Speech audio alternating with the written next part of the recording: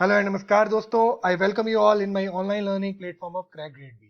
Friends, we have started a video lecture series for industrial relation, labor laws and social security for covering the syllabus for this exam which is going to be conducted in October for enforcement and accountant officer.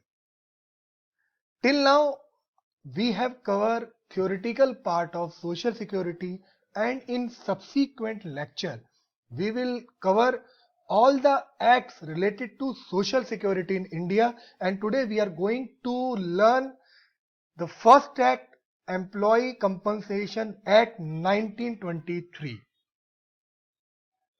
Friends, do you know that this Employee Compensation Act 1923 was known as Workmen Compensation Act since till 2009. After that, worksman was replaced with this employee to make this act gender neutral. So before moving ahead, we will know that what is the objective of this act. Actually, this act was provided for financial protection to workmen and their dependent in case of accidental injury by means of payment of compensation by the employers. It is very interesting, friends. We will see what are the provisions given in Compensation Act for the protection of the employee, protection of the worker.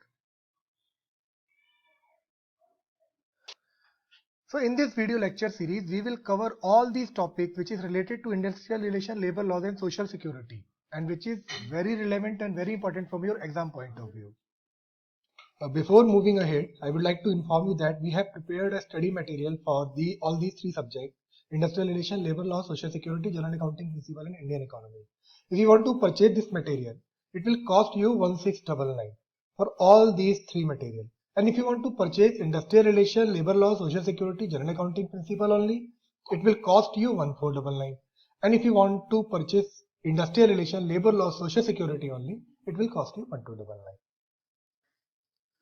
So friends, इस video के नीचे link में sample दिया है material का, आप उसको जाके वहां से चेक कर सकते हैं और सेटिस्फाई हो सकते हैं. और अगर आप ये मटेरियल हमारा खरीदना चाहते हैं तो आप हमारी वेबसाइट www.crackgradeb.com को जाके विजिट कीजिए. वहां पे मटेरियल सेक्शन में ईपीएफओ सेक्शन में जाके आप जैसे ही इस मटेरियल को परचेज करते हैं, इसकी हार्ड कॉपी आपके रजिस्टर्ड एड्रेस पर भेज दी जाएगी.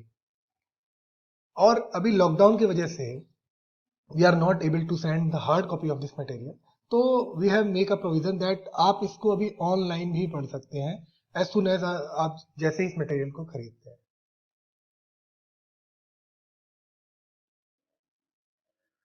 So first we will try to know what is the objective of this Employees Compensation Act 1923. It is one of the important social security legislation. It imposes statutory liability upon an employer to discharge his moral obligation towards his employee when they suffer from physical disabilities. What याद रखना friends? Physical disabilities and disease during the course of employment in hazardous working condition. So what actually this Compensation Act does?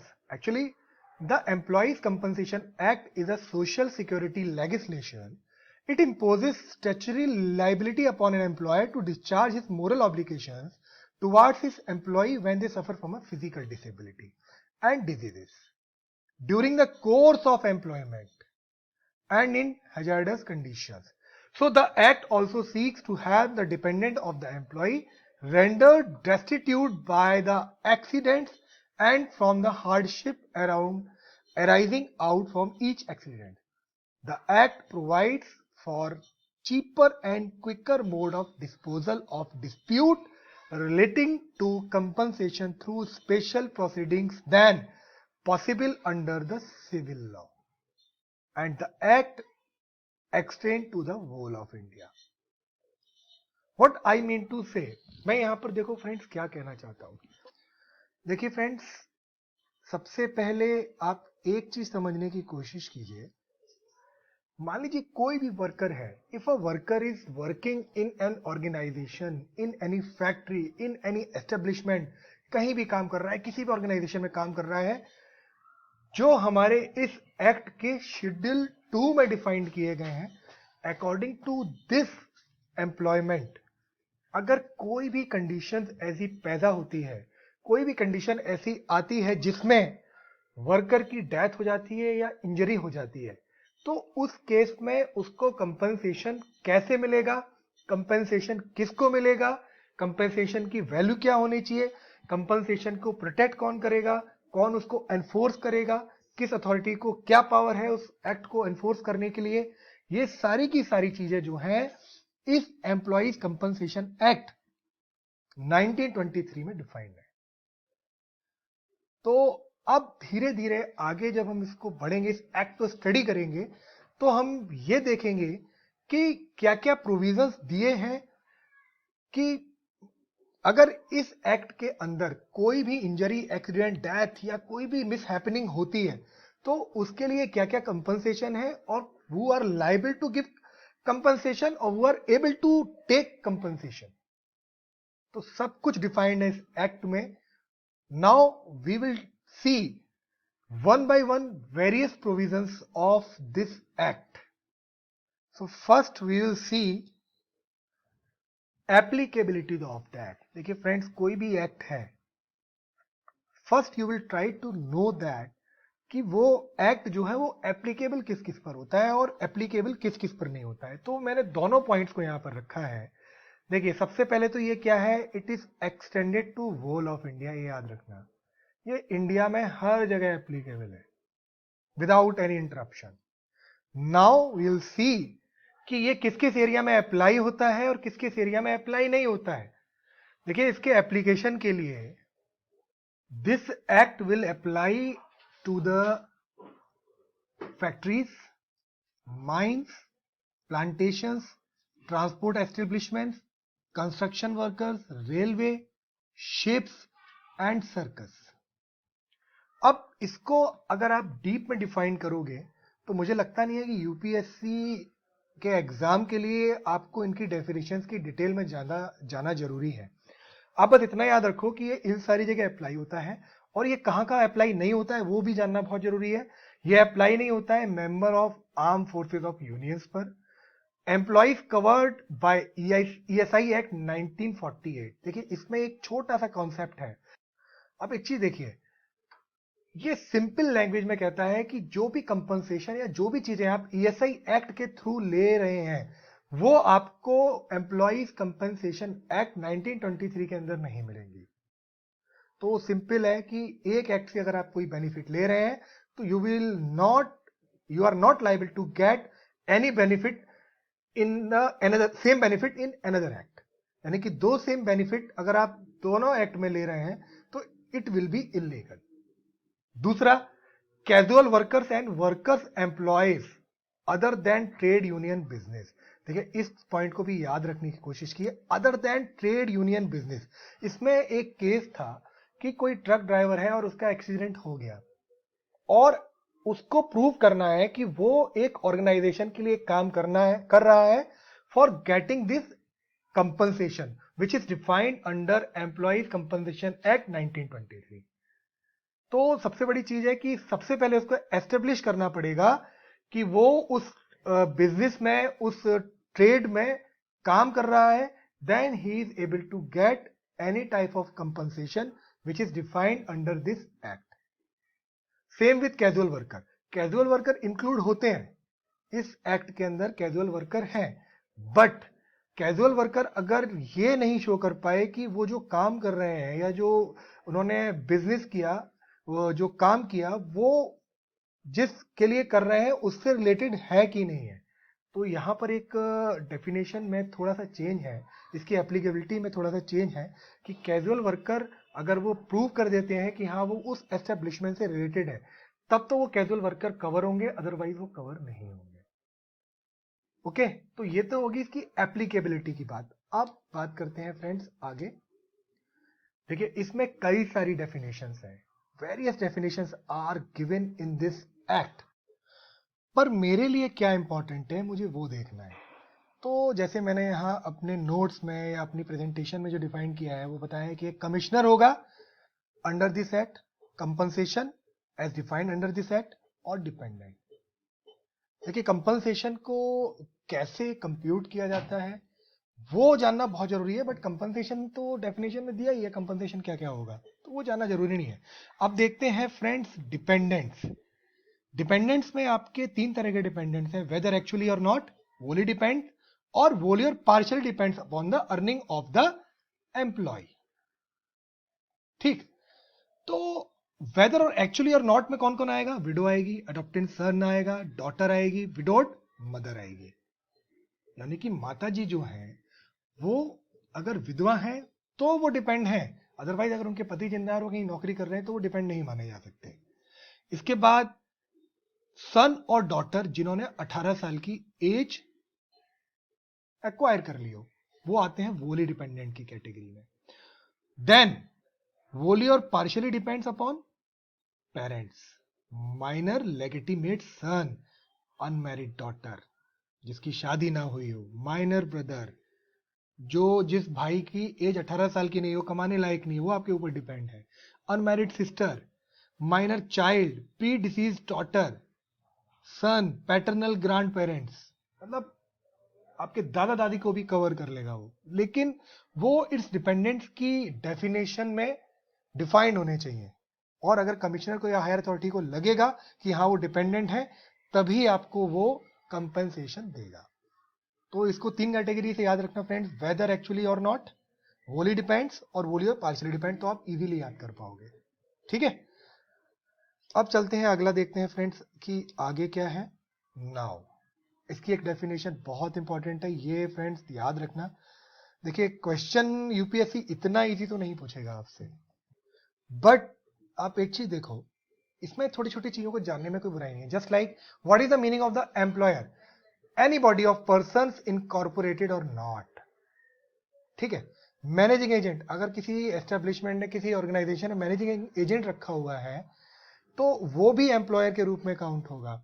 Legal representative of disease employer, अगर कोई employer है वो अगर उसके साथ कोई कैजुअलिटी हो जाती है या वो मर जाता है तो उसका जो लीगल रिप्रेजेंटेटिव होगा उसको भी एम्प्लॉयर की कैटेगरी में रखा जाता है।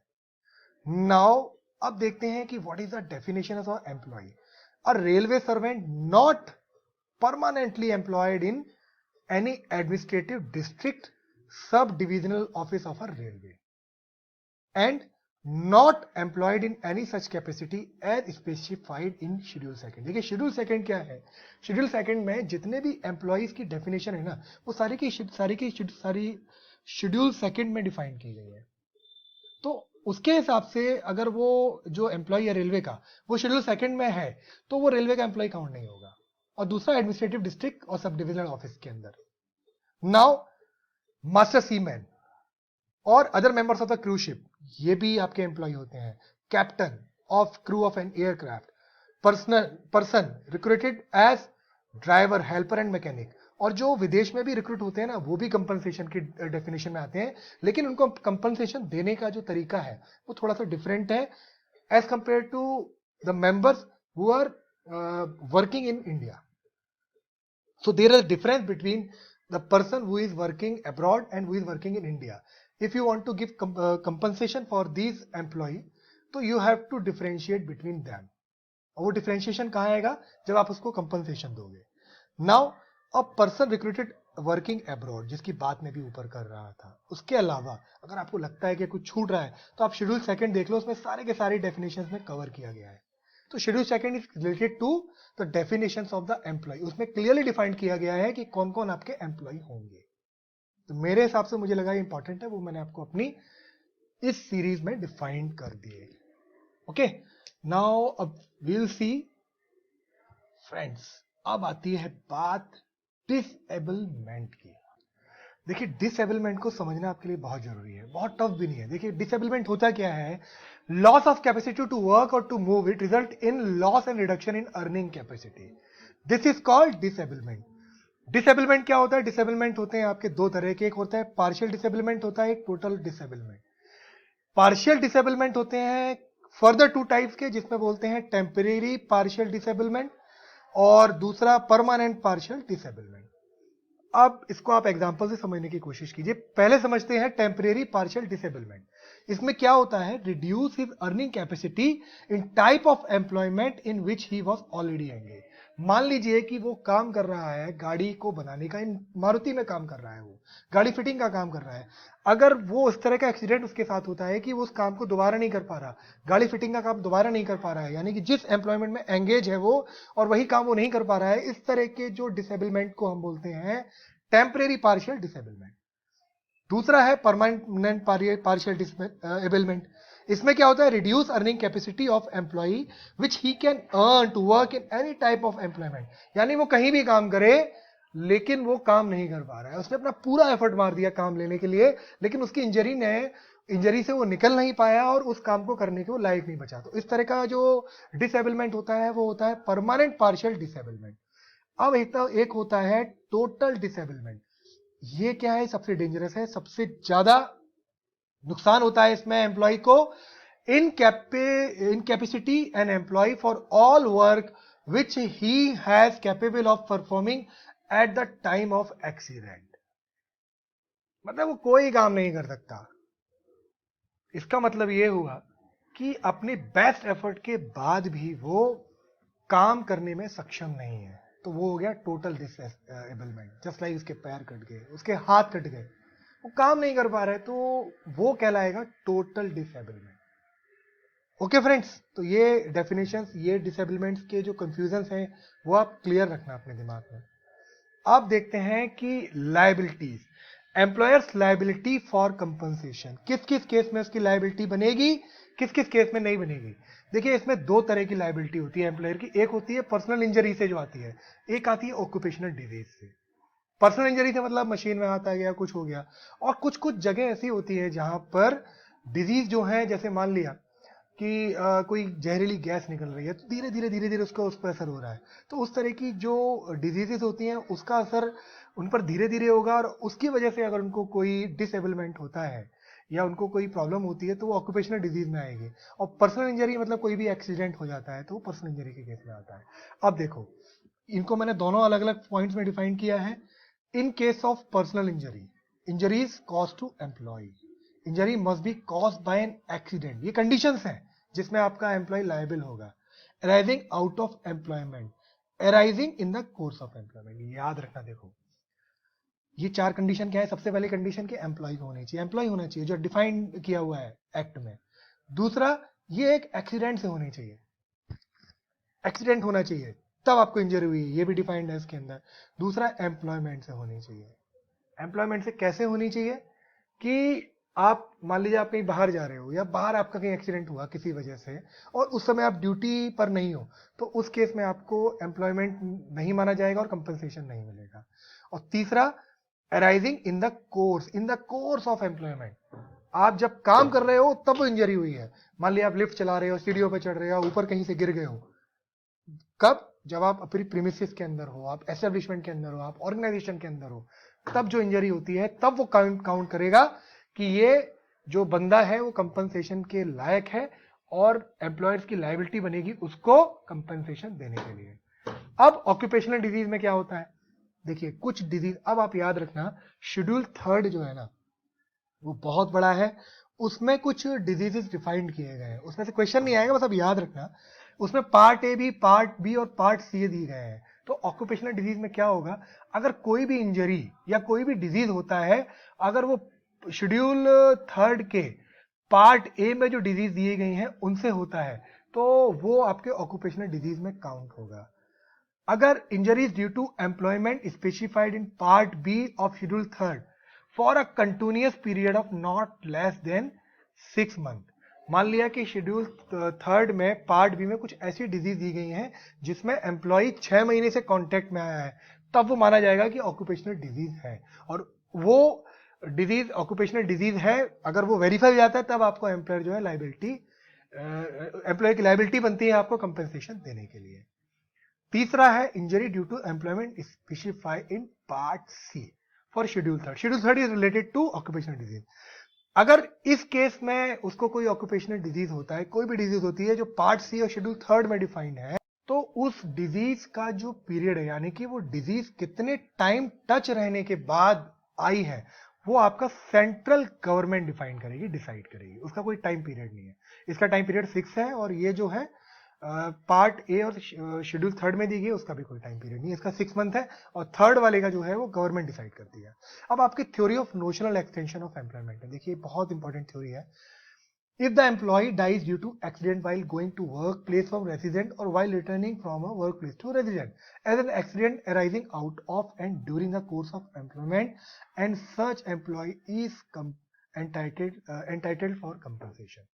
यहाँ से आप एक चीज समझने की कोशिश कीजिए। आप नौकरी पर जा रहे हो, जाते समय आपका एक्सीडेंट हुआ, या ऑफिस से आते समय अगर आपका एक्सीडेंट होता है, तो उस केस में भी इस एक्ट में डिफाइन किया गया है कि employer will be liable for the compensation. Okay, this is called theory of notional extension of employment. अब आगे बढ़ते हैं फ्रेंड्स। अब देखते हैं employees liability not for compensation. देखिए बहुत शॉर्ट में आपको उसको समझाऊंगा, क्योंकि बहुत ज्यादा बड़ा नहीं है। इसमें क्या होता है, for injuries cause to employ by accident arising out of and in the course of employment in the following cases. मान लो एक्सीडेंट हुआ और एम्प्लॉयज को बोला गया कि आप लायबल हो, लेकिन एम्प्लॉय कब लायबल नहीं होगा, अगर इंजरी टोटल और परमानेंट डिसेबलमेंट में कन्वर्ट होती है with in 3 days of accident. मतलब इसका यह हुआ कि जो इंजरी हुई वो अगर विद इन 3 days टोटल और परमानेंट डिसेबलमेंट में कन्वर्ट नहीं होती है, तो एम्प्लॉयर आपको पैसा नहीं देगा। यानी कि एम्प्लॉइज इस केस में नॉट लायबल फॉर कंपनसेशन। दूसरा, eight the time of accident अगर वर्कर ड्रिंक कर रहा है या किसी ड्रग लेके बैठा हुआ है और उसका एक्सीडेंट होता है, तो उस केस में भी आपको कंपनसेशन नहीं मिलेगा। Very important point. अगर वर्कर मशीन पर शराब पी के काम कर रहा है, उसका एक्सीडेंट हो जाता है, तो भैया एम्प्लॉइज को कंपनसेशन नहीं देना है। ठीक है, वर्कर्स विलफुली अगर 2-3 काम करता है, यानी कि कुछ सेफ्टी रूल्स को उसने डिसोबे किया, भैया मैं सीट बेल्ट नहीं लगाऊंगा, और वो गिर जाता है किसी कंस्ट्रक्शन प्लांट में या प्लांट के अंदर, उस केस में भी एम्प्लॉइज को कंपनसेशन नहीं मिलेगा। दूसरा, अगर वो कुछ सेफ्टी गार्ड या सेफ्टी डिवाइस पहनने से मना कर देता है और हीरो बनता है कि नहीं भाई मैं चढ़ जाऊंगा सीढ़ी पे, आप चिंता मत करो, अगर उस केस में वो गिर जाता है, तो उस केस में भी employees are not liable for compensation. ठीक है, तो ये एक्ट की जो है इनको भी याद रखना है कि कहां कहां लायबल नहीं होते हैं। अब देखते हैं कि अमाउंट ऑफ कंपनसेशन कैसे डिफाइंड होता है। देखिए, अगर किसी भी केस में एम्प्लॉय की डेथ हो जाती है, तो उसको क्या मिलेगा, an amount equal to 50% of the monthly wages multiplied by the factor, जो शेड्यूल 4 में एक फैक्टर दिया गया है, उस फैक्टर से मल्टीप्लाई करके जो आपको कंपनसेशन बनेगा वो आपको दे दिया जाएगा। दूसरा, अगर वो कंपनसेशन आपका 1,20,000 1,20,000 से कम होता है, तो जो भी अमाउंट ज्यादा होगा, मान लिया कि कंपनसेशन से आपका जो कैलकुलेशन से ज्यादा आता है या 1,20,000 ज्यादा है, तो जो ज्यादा अमाउंट होगा वो आपको दिया जाएगा। यानी कि मिनिमम जो लिमिट है ना, वो 1,20,000 आपको देना ही देना है। दूसरा, एम्प्लॉय हैज टोटल डिसेबलमेंट और परमानेंट डिसेबलमेंट। इस केस में क्या होगा, अभी आपको डिसेबलमेंट की डेफिनेशन समझाई, तो उस केस में 60% of the rupees, 60% of the basic और 1,20,000। इस केस में 50% था, इस केस में 60% है। बस ये डिफरेंस है दोनों में, याद रखना। ठीक है, तो ये हो गया अमाउंट ऑफ कंपनसेशन जो दिया जाता है उसके अंदर। देखिए फ्रेंड्स, ये तो बहुत इंपॉर्टेंट प्रोविजन से जो मैंने आपको समझा दिया। अब छोटे छोटे प्रोविजन है जिनको हम वन गो में थोड़ा थोड़ा समझ के आगे बढ़ते चले जाएंगे। एक होती है liability of the insurer. The liability of the insurer determined on the basis of the wages of the employ. The amount of wages covered under the insurance policy, the company will liable to indemnify only that portion of the amount which is under wages. Causal connection between disease and occupation, the amount of compensation is paid when the insurer certifies the injury is the result of the occupational and disease. क्या होता है, देखिए, अगर employ जो है वो insured है, तो इंश्योरर की क्या लायबिलिटी बनती है, पहले तो वो चेक करेगा कि जो डिजीज या जो एक्सीडेंट हुआ है उसको इंश्योरर सर्टिफाई करेगा। सर्टिफाइड करने के बाद वो जो उसकी वेजेस है, उस वेजेस के हिसाब से उसको जो इंश्योरेंस का पैसा है वो दे देगा। ये आपकी लायबिलिटी ऑफ द इंश्योरर है। उसके बाद application of law pleading. An application of pleading can be filled by the employ under the amount compensation when he thinks that the amount is decided not appropriate with respect to the injury. अगर लगता है employ को कि जो amount उसको मिला है वो कम है, तो वो जो प्रिस्क्राइब अथॉरिटी है उसके पास जाके एप्लीकेशन दे सकता है. Compensation to be paid when due and penalty for default. Try to understand. When the employer does not accept liability for the compensation, employer बोल रहा है कि भैया मैं नहीं दे रहा कंपनसेशन, इसको जो आपने क्लेम किया है वो मैं नहीं दूंगा, तो उस केस में क्या है, जो अथॉरिटी इसके लिए अपॉइंट की गई है वो क्या करेगी, उसके लिए एक प्रोविजनल पेमेंट डिपॉजिट करवा देगी एम्प्लॉय के अकाउंट में. जब केस चलेगा उसके बाद क्या होता है, द कमिश्नर, जो कमिश्नर इसमें हायर अथॉरिटी है, can direct the employer to pay interest in addition to the amount at the rate of 12% per annum और स्पेसिफाई द सेंट्रल गवर्नमेंट. अगर वो जो अमाउंट उसने मना किया देने से और वो स्पेसिफाई हो जाता है कमिश्नर से, तो कमिश्नर बोलेगा कि जो अमाउंट तुमको देना है वो भी दो और 12% ब्याज लगा के दो इस एम्प्लॉय को एज ए कंपनसेशन. ठीक है फ्रेंड्स, तो ये 3-4 चीजें थी. Liability of the insurer, application of the law of pleading, compensation to be paid when due and penalty for the default. Friends, what we have covered in our study material, that in general accounting and principle we have covered all these topics which we are going to discuss in video lecture series also. In industrial relation and labor laws we have covered all these topics, and in Indian economy we have covered a static part with very simple concept, और इसमें जो language use की गई है वो बहुत ही layman language है concept को क्लियर करने के लिए. तो फ्रेंड्स, ये सारे के सारे मटेरियल जो है हम अपने यहाँ डिज़ाइन करते हैं बहुत ही रिलायबल रिसोर्सेज से, और 80 to 85% क्वेश्चन जो है वो हमारे मटेरियल से इन सारे के सारे एग्जाम्स में आते हैं. पिछले कुछ सालों में हमने ये सिलेक्शंस दिए हैं, ये हमारे कुछ स्टार परफॉर्मर हैं जो पिछले कुछ सालों में सेलेक्ट हुए हैं, और ये सारे के सारे कोर्सेज हम अपने यहाँ डिज़ाइन करते हैं. तो friends, thank you and happy learning. पढ़ते रहिए, मेहनत करते रहिए और लॉकडाउन का फ़ायदा उठाइए. Thank you and happy learning.